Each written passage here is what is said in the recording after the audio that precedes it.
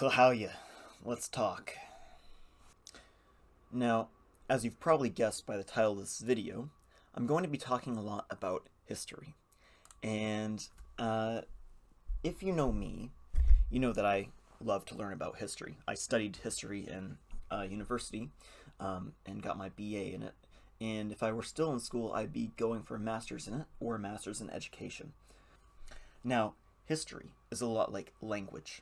That sounds a bit funny, but what I mean is in relation to the saying, knowing so much of French, for example, to get yourself into trouble, but not enough to get yourself out of trouble.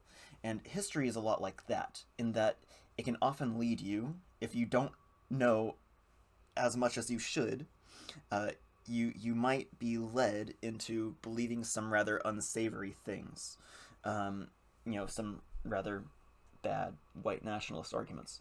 You can fall into those pretty easily if you understand enough of the context of, if you've played enough Crusader Kings 2 or something to get yourself to believe something, but not enough of the actual world as it was to disprove the propaganda that you were given. Now, you've probably seen this bunk map of the jihad versus the Crusades in an analysis by this man up above me named Bill Warner. Now, Bill Warner is not a historian.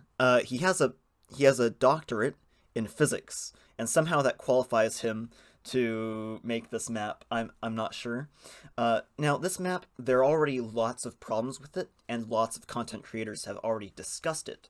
But just a few of the big issues with it are that in the Muslim conquest battles, or the jihads, as he states and calls them, it lists every battle in which Muslims are involved, even if, one, Muslims are defending against Christians or against anyone else for that matter.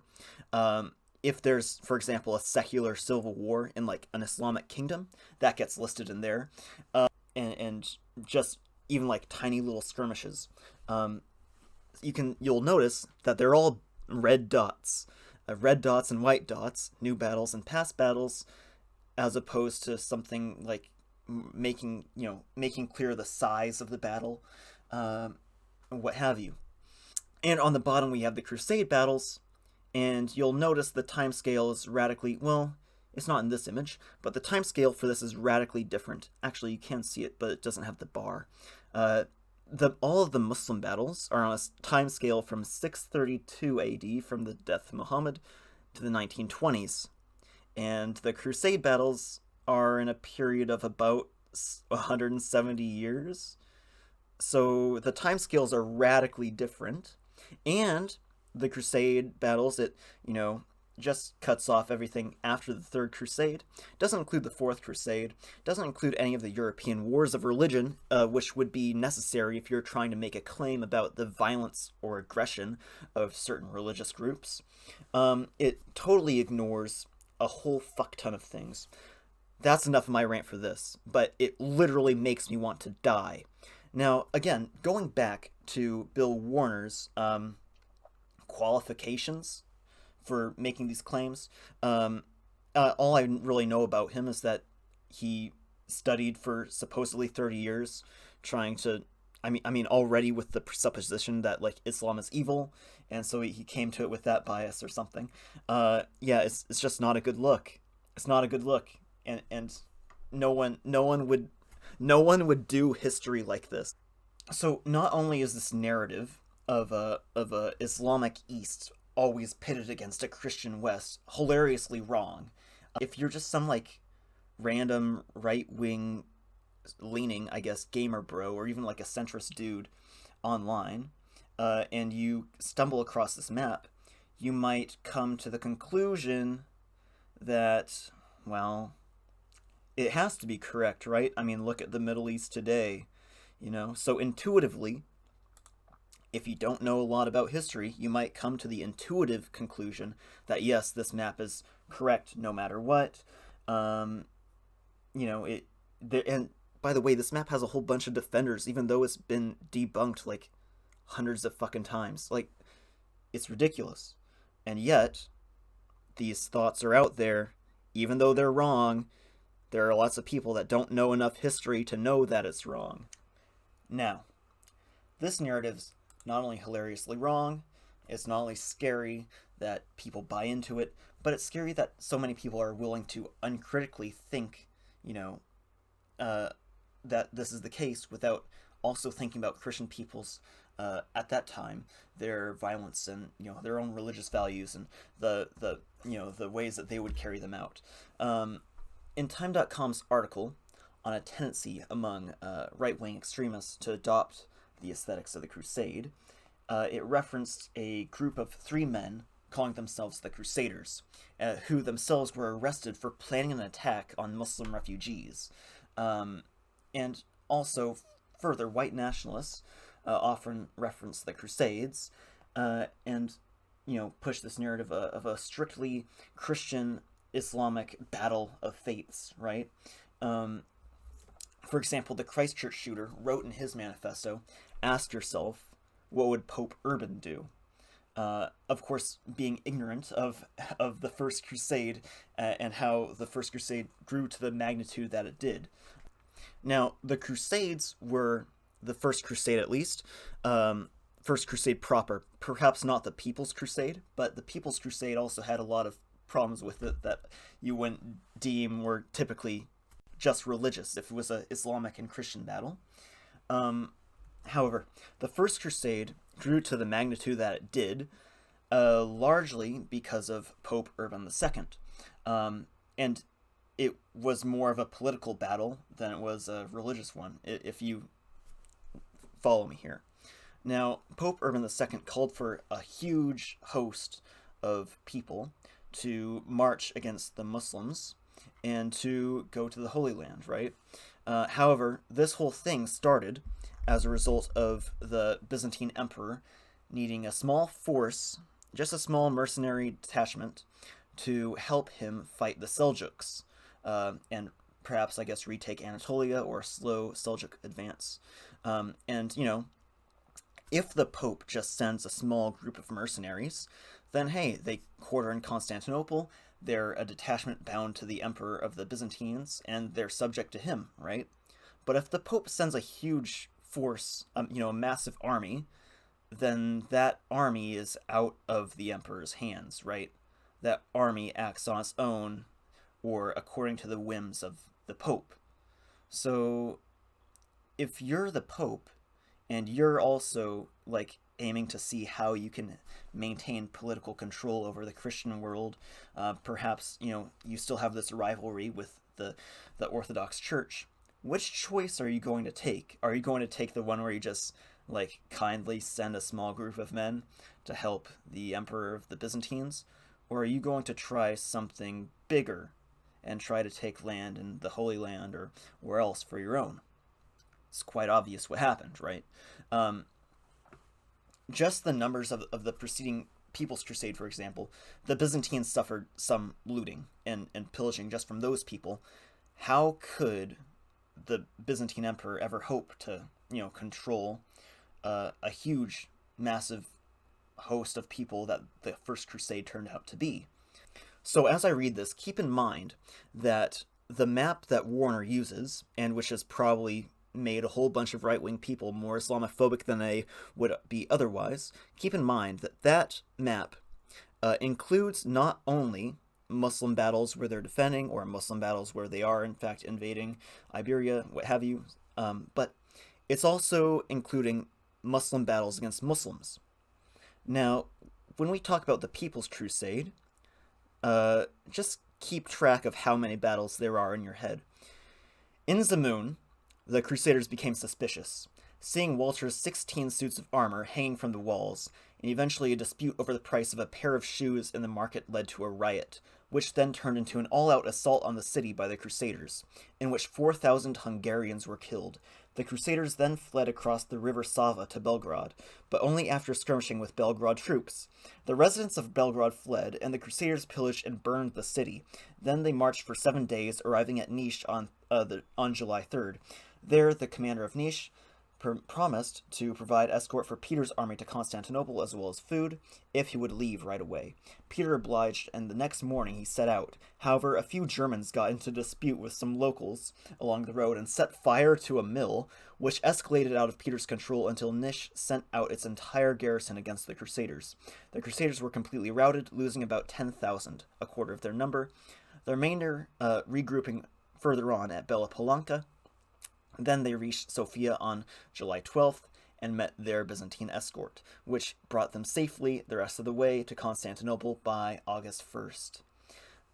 So why aren't those battles on that list of Crusade battles? When, I mean, if you want to make it a thing about religiosity, the People's Crusade was probably more religious, because it was led by some, random hermit dude, than the First Crusade. Why wouldn't you include that? Well, obviously, because there's a narrative to be pushed. Yeah, not a good look. So, this is all just important to remember, because it shows how the right often obfuscates the truth about history in order to push a narrative. I'm not saying there aren't other myths that are just, I guess, liberal leaning or leftist leaning, that also come from a high school level understanding of history. For example, the myth that people just didn't bathe in the Middle Ages. When the right obfuscates the truth, it's often to declare Muslims as violent aggressors, destined to destroy the world or something. It's ridiculous. They're in the danger zone.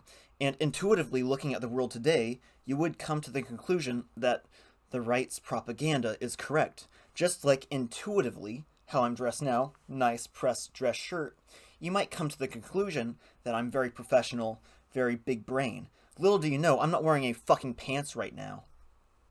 Another excellent example is the Lost Cause myth, and a series on it by YouTuber Auden Shea Films, in which he responds to YouTube commenters arguing for the Lost Cause narrative, essentially a high school level understanding of the Civil War, which leads people to believing that the cause of the South during the Civil War was a just one, purely based on, as the myth goes, states' rights. You've probably heard that one before, rather than slavery, which to them apparently was supposedly just a afterthought, both to the Union and to the Southerners, which is wrong, and he goes over the many myths and how they are wrong.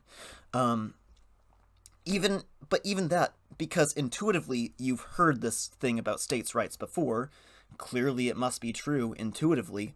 If you even just take a moment to look at the declarations of seceding states, you would see that they were explicitly leaving the Union to defend slavery, because as they saw slavery as an institution upheld white supremacy.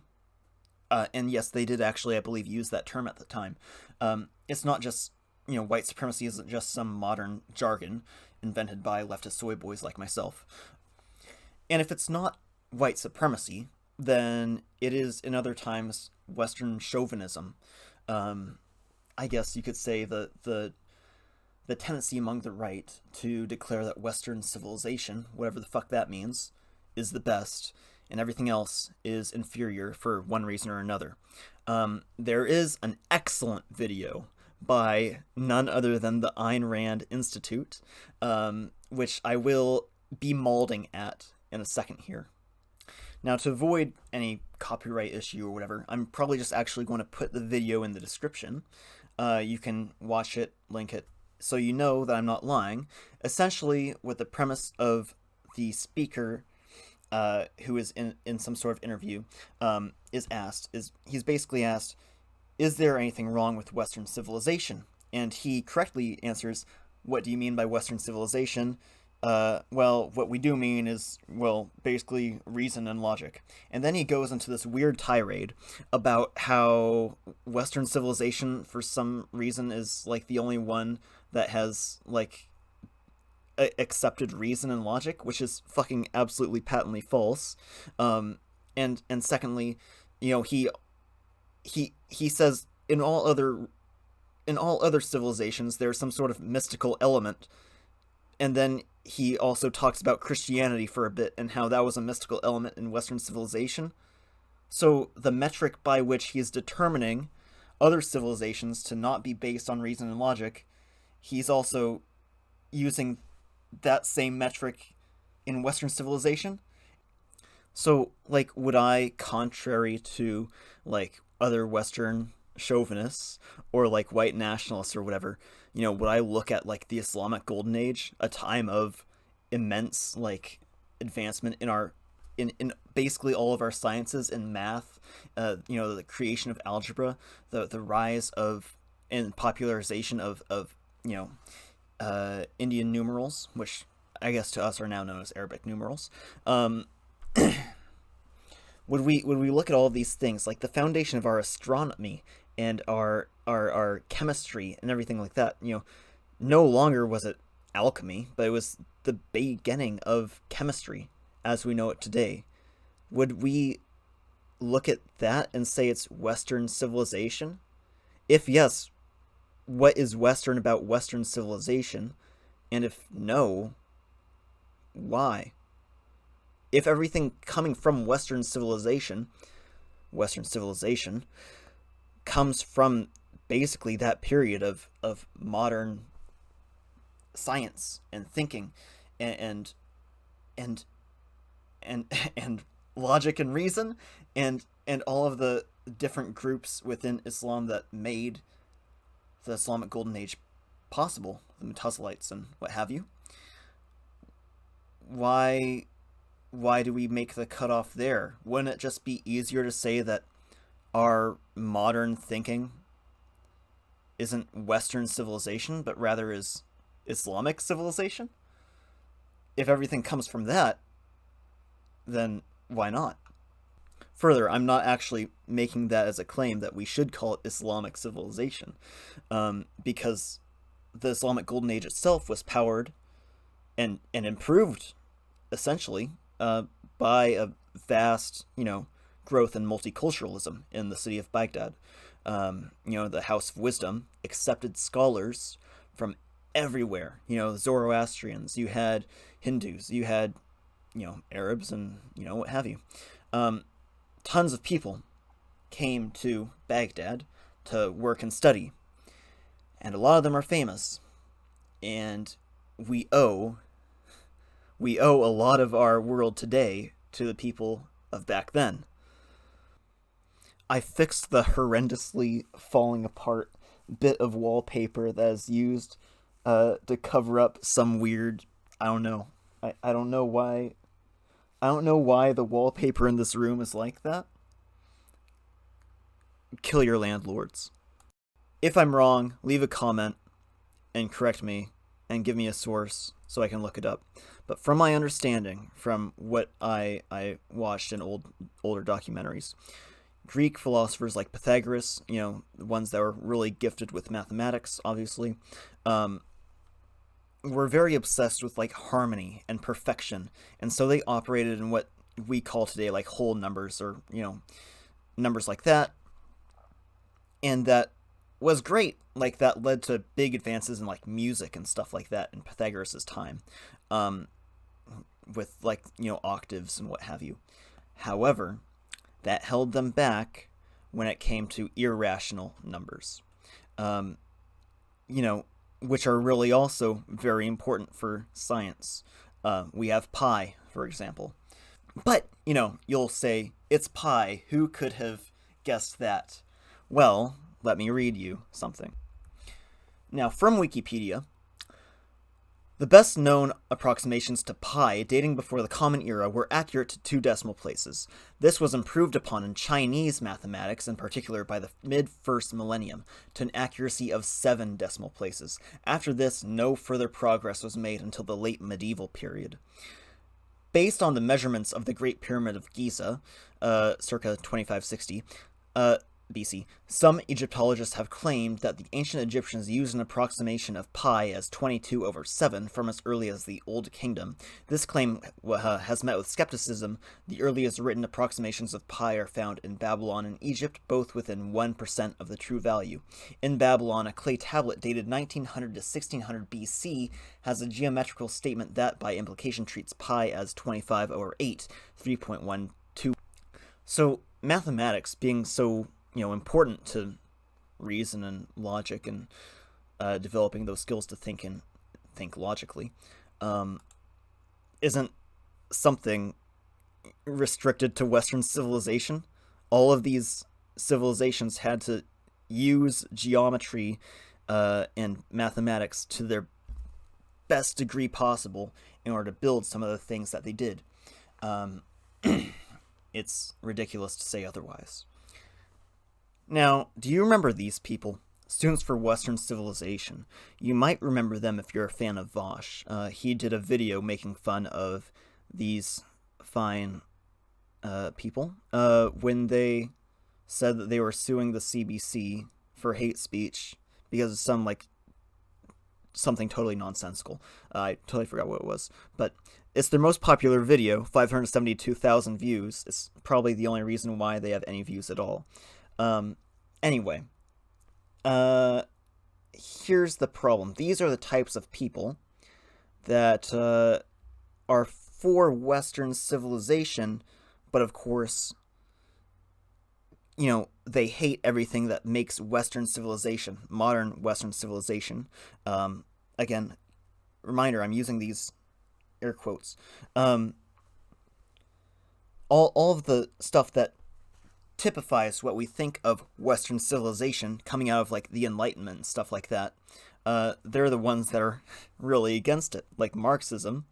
Marx was a Western thinker and scholar, and he was basing a lot of his presuppositions and his thoughts, coming from earlier thinkers like Hegel and what have you. His dialectical materialism is based on Hegelian dialectics, but based on materialism. These people really don't like multiculturalism, they don't like decolonization, and they supposedly don't like ethnocide, but really, you can guess they don't like ethnocide only when it's against white people, I guess. I don't know. Multiculturalism was the bedrock for a lot of the advances that the Islamic Golden Age made. It was also the basis for a lot of the science and advances in architecture that came out of Islamic Spain. Because when the Muslims came into Spain, the Christian people living there didn't just disappear. There were still Christian monasteries existing on the borders of Spanish kingdoms, and what have you. Lots of people would go to those places, and they're one of the reasons why the Dark Ages, as they're called, aren't really that dark. People still learned skills and still did things at those monasteries, and Iberian Islam, as it existed under the Caliphate there, made some pretty big advances because of multiculturalism with these Christian thinkers and Islamic thinkers. It's pretty foolish to say that just because Muslims are coming in, that civilization is devolving or whatever. But this is also important because this brings us to my next point, which is the right isn't entirely without thinkers, just that those thinkers are wrong. When it comes to history, there are some right-wing leaning people like Neil Ferguson, who, is sort of aligned with this group of people, students for Western civilization, at least, tangentially, in thought, basically the same. He made some statements, Neil Ferguson, about, well, let's read. Now, Neil Ferguson is one of these, the West is the best types. He, generally speaking, is not a fan of anything like criticizing Western imperialism. Now, he basically said quite recently that, Rome was conquered by barbarians and what have you. Of course, that's not entirely the whole story. And of course, again, he is one of these West is the best types, and I take issue with some of his claims about why the West overtook the rest of the world in the past 500 years. There are lots of different scholars that talk about environmental issues, like Jared Diamond in his book Guns, Germs, and Steel.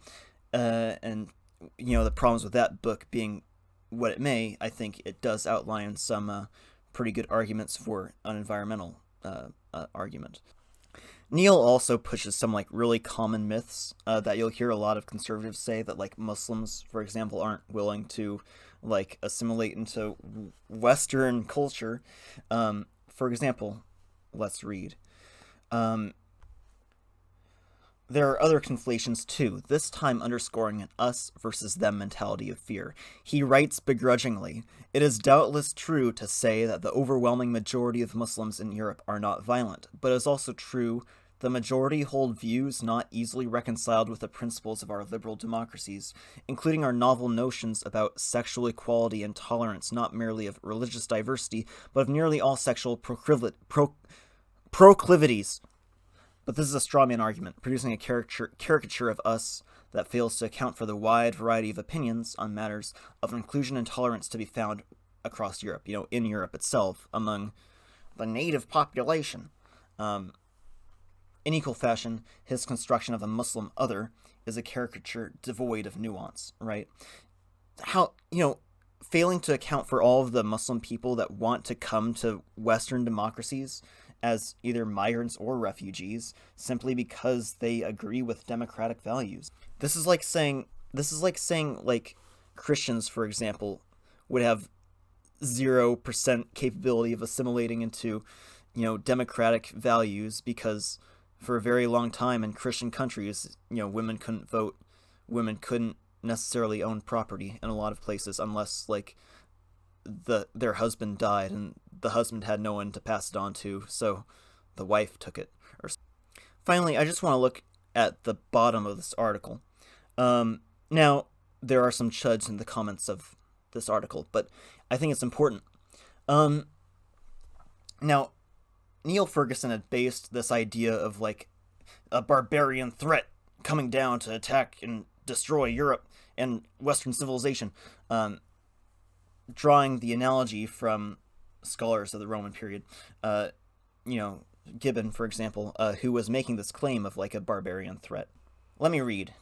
Even Gibbon came to question the validity of his analysis and see that not everything could be blamed on an external barbarian foe crashing inwards towards a civilized center. The final 6th volume of his Decline and Fall was published in 1788. A year later, France was thrown into the convulsive horrors of revolution. Gibbon was compelled to acknowledge that he had completely missed the significance of internal problems, notably civil war, in bringing about Rome's demise. In notes made for a never-realized 7th volume of his history, he wrote, "Should I not have deduced the decline of the empire from the civil wars that ensued after the fall of Nero, or even from the tyranny which succeeded the reign of Augustus? Alas, I should, but of what avail is this tardy knowledge? Where error is irretrievable, repentance is useless." Ferguson would do well to meditate on this.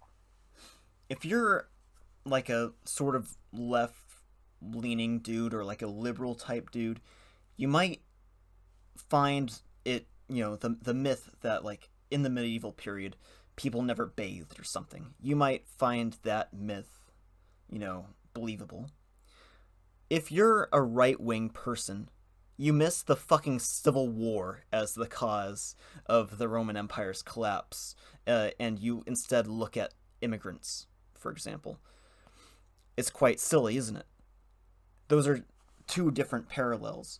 At least with the liberals, you can say, well, okay, you're missing some shit, and it's sort of minor. Maybe people did bathe, as a rule, generally less than they had before in the Roman period, because public baths eventually, the infrastructure declined slowly, but it wasn't day and night. And the Dark Ages certainly weren't as dark as we were originally led to believe when that terminology came about. But again, when you're a right-wing thinker, and you are looking for a narrative or an analogy to draw the modern world towards the Roman Empire's collapse, you miss the fucking Civil War, and you miss the plagues that happened, and you miss the corruption of the government, and the role of being emperor literally being on auction, and the Praetorians murdering you 2 weeks later after you pay them. It's quite a different thing there, isn't it? Anyway, as I discussed not too long ago, I want to bring about what was the central point of this video when I was originally writing the points for it. And it's that as you learn more about history, it tends to challenge your preconceived notions of what the past was. Now, Neil Ferguson is quite knowledgeable about, the 1500s and onwards, the rise of the West as being a dominant force. And, of course, all of those claims are criticized and critiqued, and you can debate literally all of them. For example, one of his big things was property rights, but what does that mean when not too long after the 1500s, relatively speaking, came the rise of absolutism, where, a monarch could say, like, yeah, give me your property, we're turning it into ammunition dump or something. Private property and property rights don't really mean anything when you're using that as a killer app to describe the rise of Western civilization. But back to the initial point. As you learn more about history, it tends to challenge your preconceived notions, which often leads you to realizing that the things that you initially held, possibly told by your more right-wing leaning parents or what have you, that those notions weren't entirely correct, or those myths that you heard in school about part of the reason for the South wanting to secede was because their trade rights with Britain were being suppressed by the Union. Those notions aren't even correct, The main reason for the South seceding was, in fact, largely due to slavery as an institution being challenged. The right, on the other hand, does tend to try to perpetuate these myths, like Neil did with the barbarian invasion thing that Gibbon in the fucking 1800s had in that, as mentioned in that article. We learn more and more about this, and even the sources that the right-wing people making, I guess, historical propaganda, you could call it, the sources they're working with are old and based on those 18th century biases, whereas now we like to learn things. I, as a big brain soy boy, like to learn things about history, and I like to use newer information and newer archaeology and what we can find to correct our notions, and I think that's important. Anyway, that might be it for this video. I hope to edit it together. I have another episode of the fucking Bronze Age game coming out pretty soon, so please watch that, and I hope you enjoy, and I hope you stick around. And my voice just cracked there. Beta!